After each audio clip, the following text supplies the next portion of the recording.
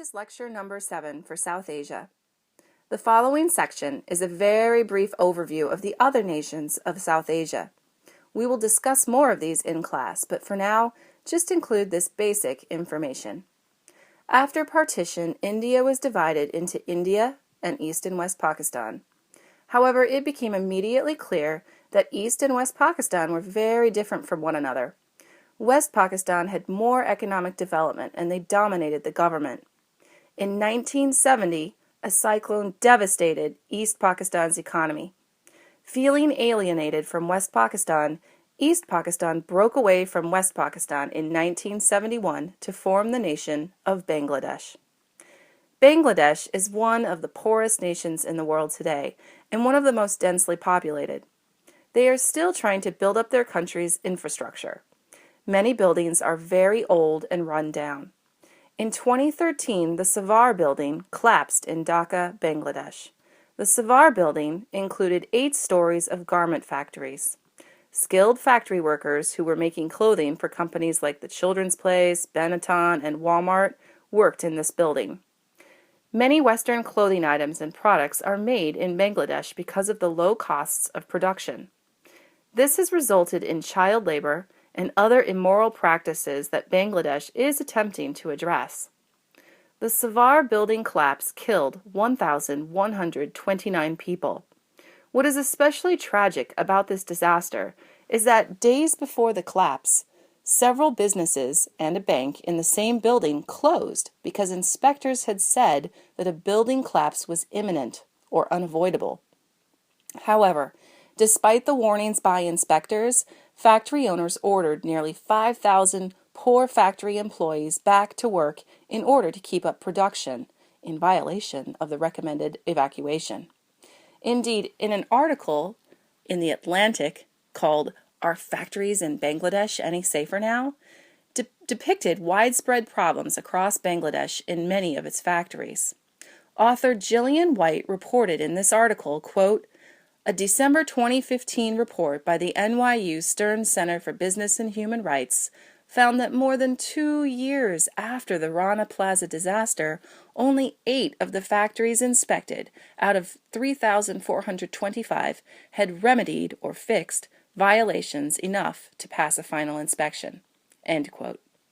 Tragedies like these indicate the vulnerability of the poorest citizens in a developing nation such as Bangladesh.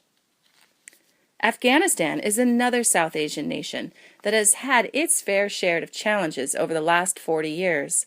Historically, Afghanistan has always served as a crossroads between Central Asia, South Asia, and the Middle East. The main physical feature in Afghanistan is the Hindu Kush Range. There are many ethnic groups in Afghanistan, including the Pashtun, Tajik, Hazara, and Uzbek peoples. Over 70 languages are spoken in Afghanistan. In 1979, during the Cold War, the Soviet Union occupied Afghanistan. From 1979 to 1989, Soviet troops supported a pro-communist government there. The U.S. provided military assistance to rebels called the Mujahideen.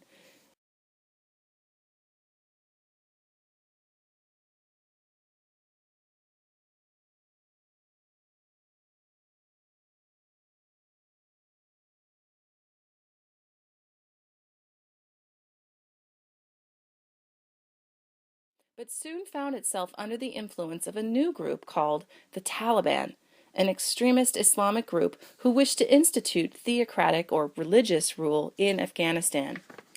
The Taliban called for strict interpretation of historical Islamic law called Sharia law, and they eliminated schooling and careers for women. The Taliban-led government provided a haven for al-Qaeda supporters. Al-Qaeda is a fundamentalist international terror organization.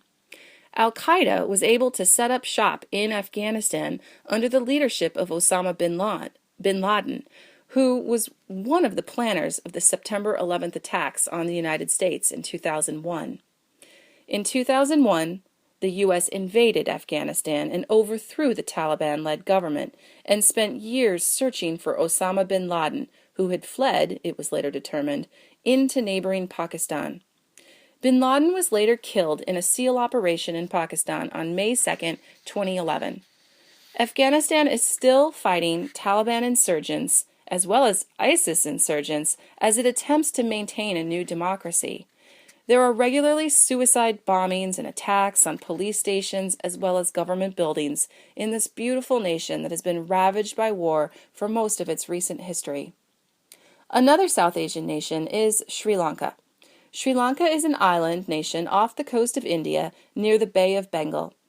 Sri Lanka has a strong tea, rubber, and coconut industry, as well as jewel resources like jade. 70% of Sri Lankans speak Sinhalese and practice Buddhism. About 20% speak Tamil, similar to some people in South India, and they practice Hinduism. Tamil rebel groups have engaged in a separatist movement for many years in Sri Lanka, and they desire their own nation in the north. India sent troops into Sri Lanka in order to fight against some of these separatists and to maintain a peace accord. It was Tamil extremists who assassinated Rajiv Gandhi, India's Prime Minister, in 1991. Rajiv Gandhi was killed by a suicide bomber. Other nations in South Asia include the landlocked countries of Bhutan and Nepal. Most people in Bhutan are Buddhist, whereas most people in Nepal practice Hinduism. Both nations are very mountainous and have been affected by recent earthquakes in the region, including the April 2015 earthquake in Nepal, which killed over 8,000 people. Both of these nations are still developing a basic infrastructure, like roads and electricity in rural areas, so natural disasters have a particularly devastating effect on these countries. Other current challenges on the subcontinent include the conflict over a region in northern India and Pakistan called Kashmir. Kashmir contains the beginning of the Indus River and its tributaries. Both India and Pakistan have been fighting over this region because whoever controls the region controls irrigation from the Indus. Following partition, Kashmir had actually been an independent territory, ruled by a Hindu prince. Most people ruled by this prince, however, were Muslim. Pakistan ended up sending in troops after the prince asked India for assistance. Eventually, the UN helped to institute a ceasefire between India and Pakistan. 1/3 of Kashmir was given to Pakistan, and 2/3 went to India, but both sides continue to fight over the territory. Pakistan wants a vote to allow the people of Kashmir, who are mostly Muslim, to become part of Pakistan. However, India naturally has opposed this. Complicating matters between India and Pakistan is the fact that both nations now have nuclear weapons. Nuclear proliferation, or the mass production of nuclear weapons, has created an arms race between the two nations. In 2002, this nearly came to a head when both nations threatened to bomb one another. During the Cold War, India joined a number of nations who did not wish to take sides with either the U.S. or Soviet Union. Nations who didn't take sides during the Cold War were non-aligned, or practiced a foreign policy that we refer to as non-alignment. India helped lead a coalition of nations in the world who were non-aligned and wished to remain neutral during the Cold War. Pakistan actually took a stand against the Soviet Union during the Cold War, and they sided with the United States. We provided Pakistan with military and economic aid during the Cold War. Pakistan's agreeing to side with the U.S. was no doubt inspired by the Soviet Union the Soviet Union's occupation of Pakistan's neighbor, Afghanistan. Afghanistan served as a buffer state between Iran and Pakistan. A buffer state is a small country that is surrounded by larger, hostile, and more powerful nations. Finally, other current issues in South Asia include environmental ones. Certain water projects have become controversial, like the Narmada Valley project. Environmentalists have been angered by the attempt to build 30 large and over 3,000 smaller dams along the Narmada River in central India. Environmentalists are concerned that habitats and the landscape will be altered. However, many people need electricity provided by hydroelectric power. Another concern is that 250,000 people will be displaced by these projects. Another environmental disaster occurred at Bhopal, a city that housed an American chemical plant. An accident at this plant caused gas to leak into the atmosphere, killing 2,000 people and left many more debilitated by respiratory problems, especially children. Other problems include massive population growth and the need to feed so many people on the subcontinent. With a scarcity of basic resources, people are at risk.